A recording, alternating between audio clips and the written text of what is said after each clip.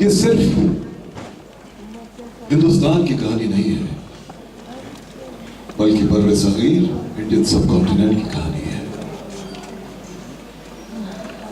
अंग्रेजों से आजादी के लिए लड़ते रहे, उस पर भी बहुत सारी फिल्में बनाई, गीतों में उसका जिक्र आया।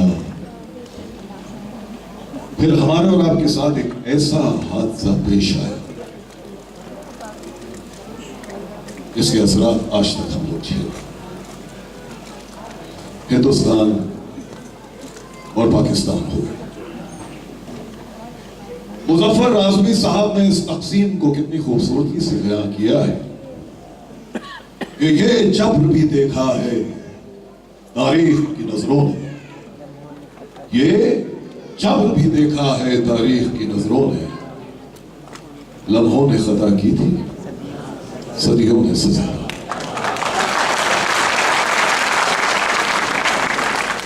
जमीन के सीने पर एक ऐसी लकीर खींच दी गई, एक ऐसी खराश डाल दी गई जो आज तक टूटती है। हमारा राइटर, हमारा मुकालमा निगार, हमारा नगमा निगार इसके खिलाफ लिखता रहा, बहुत जोर शोर से लिखता रहा। साहिर ने कहा कि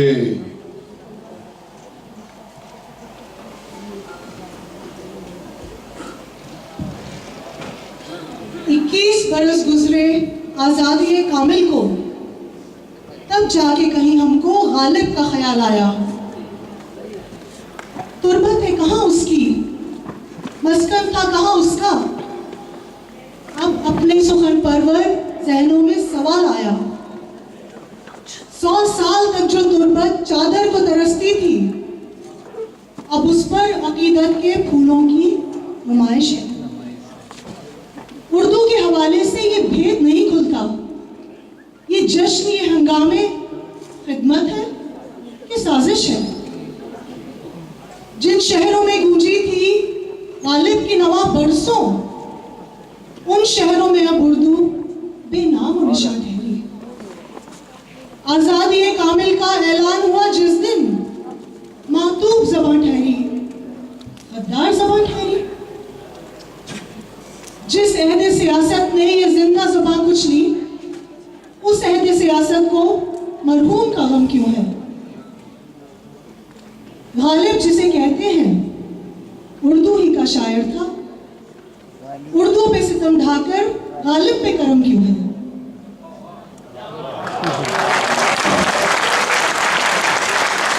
ये जश्न, ये हंगामे दिलचस्प खिलौने हैं।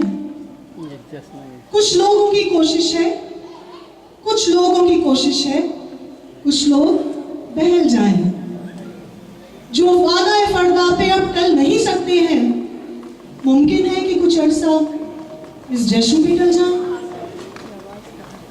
ये जश्न मुबारक हो, पर यह भी सदाकत है। हम लोग हकीकत के एहसास से आरी हैं। गांधी हो कि गालिब हो, इंसाफ की नजरों में हम दोनों के कातिल हैं, दोनों के पुजारी हैं। हम दोनों के कातिल हैं, दोनों के पुजारी हैं। ये असर रहा जब सियासत उर्दू के खिलाफ खड़ी हो गई, तो शायरों पर यह असर रहा।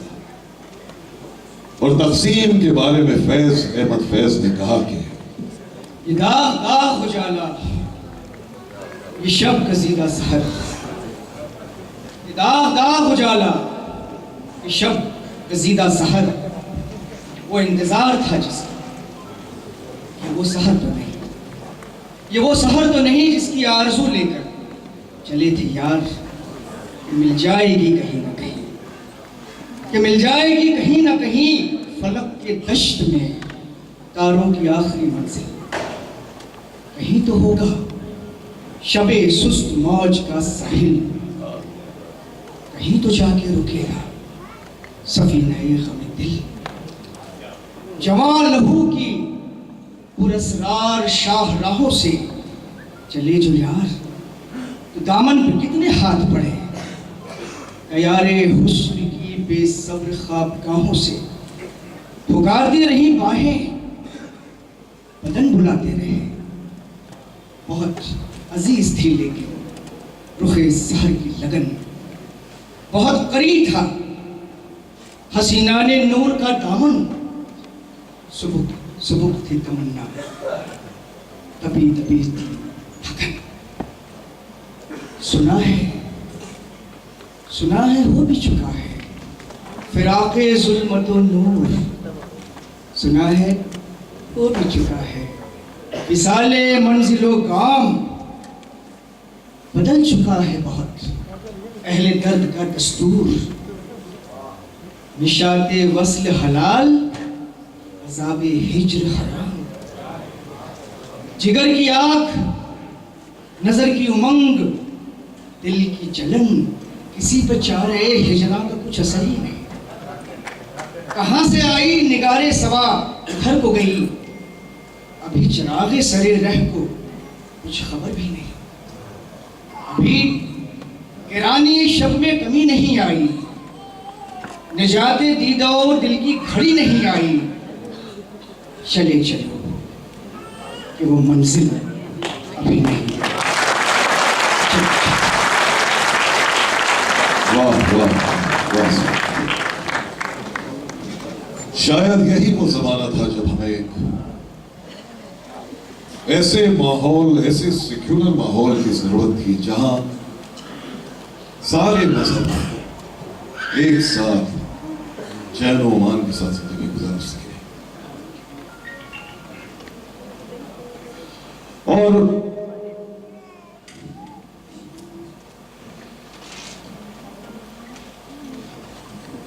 एक ऐसा माहौल, एक ऐसा मुआशरा जिसके ताने बाने यकरंगी ना हो, इंद्रधनुष के रंगों की तरह बेशुमार रंगों से सजी एक ऐसी कमान बनाते हो जिससे रंगों की बरसात होती रहे। बॉलीवुड में इसी कल्चरल रंगों की रंगारंगी थी, और इस गंगा जमनी तहजीब और इस कल्चरल रंगारंगी का साथ अगर कोई जबान दे सकती थी तो सिर्फ और सिर्फ उर्दू जबान थी। अरबी, फारसी, पुर्तगाली, यहाँ तक कि हिंदी, अवधी, ब्रिज जैसी भाषाओं के अल्फाज को बेतकल्लुफी के साथ अपने सीने के अंदर समा लेने वाली जबान ही ऐसी एक जबान हो सकती थी जो फितरी तौर पर बॉलीवुड में इस्तेमाल हो सकती थी। अब हम आपको एक ऐसा गीत सुनाएंगे, ऐसा भजन सुनाएंगे जो इस मल्टी कल्चरल रंगारंगी, इस गंगा जमनी तहजीब का सिंबल है। एक ऐसा भजन जो लिखा एक मुसलमान शकील बदायूनी साहब ने, जिसके मौसीकार हैं एक मुसलमान नौशाद साहब, और जिसे गाया वो भी एक मुसलमान जनाब मोहम्मद रफी साहब।